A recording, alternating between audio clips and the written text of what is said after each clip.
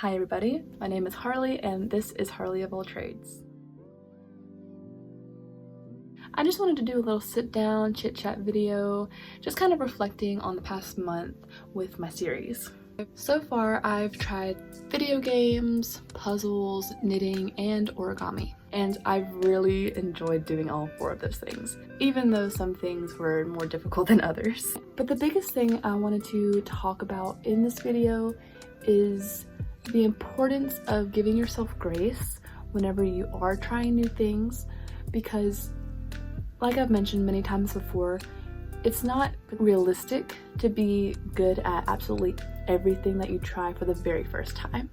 And when you are trying new things, it's also important to not bite off more than you can chew, which I think is kind of why a lot of people stop doing something almost as soon as they start it, because they see like for example, someone might see a really hyper realistic charcoal drawing, you know, the ones that would have like someone spraying water, or like, what is that, what do you call that, splashing water onto their face, and it's like really detailed.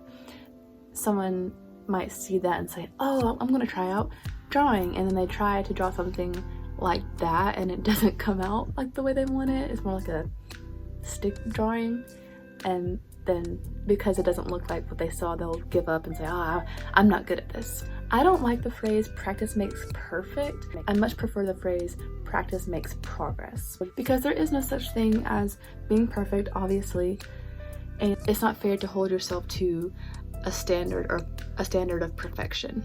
So the point of my series is to not be so hard on yourself, to not give in to perfection and the fear of failing, because we're all human, we're gonna make mistakes. Having fun shouldn't feel like a chore. It shouldn't feel like you have to monetize it in some way. There's no rubric for personal hobbies. There's no grade or price tag or deadline.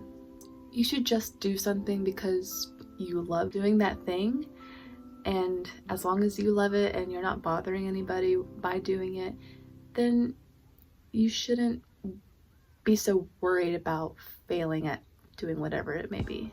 I hope what I'm saying is making sense. I also want to mention that I recognize that sometimes hobby may feel inaccessible for some folks because of financial reasons, and I'm here to say that finances shouldn't be a hindrance for pursuing the hobbies that you want to pursue. You don't need super expensive tools to do something that you feel passionate about.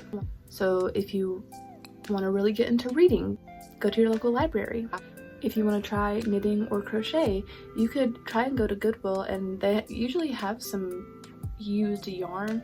I know that where I live currently, there's a little craft store that will sell used yarn for like $1. And sometimes people bring in like pretty massive chunks of the same yarn, so that's been really helpful for me.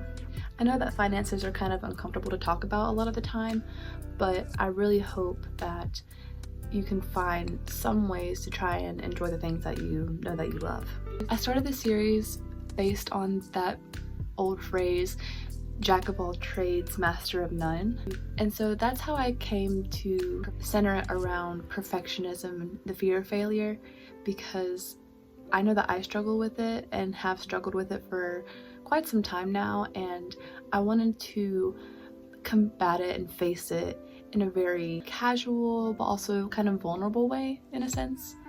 And I also wanted to give voice to these issues just because I felt that many other people struggled with it. At least people in my personal life have dealt with these feelings.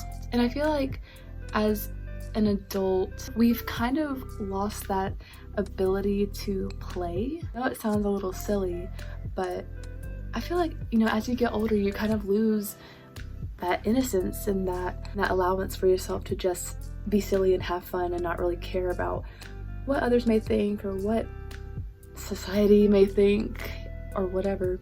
And I think that it's important to kind of tap into that inner child, that childlike whimsy, if you will. because they still live inside of us. Our kid selves, they still live inside of us, and I think it's important to continue nurturing them as we continue to grow. So I hope that this series has been inspiring to somebody or helpful in any way. I hope to continue this series for a little while, as long as I'm able and willing to. Life can get busy, so my posting schedule isn't concrete, at least at the moment, so apologies for that. But I want to be able to deliver quality content to you all, and I hope you stick around and keep watching. I hope you've enjoyed this little sit down with me video. Be sure to check out my Instagram for more mental health tips, more chats, some behind the scenes footage. And as always, embrace imperfection, try new things, and have fun. I'll see y'all in the next one. Bye!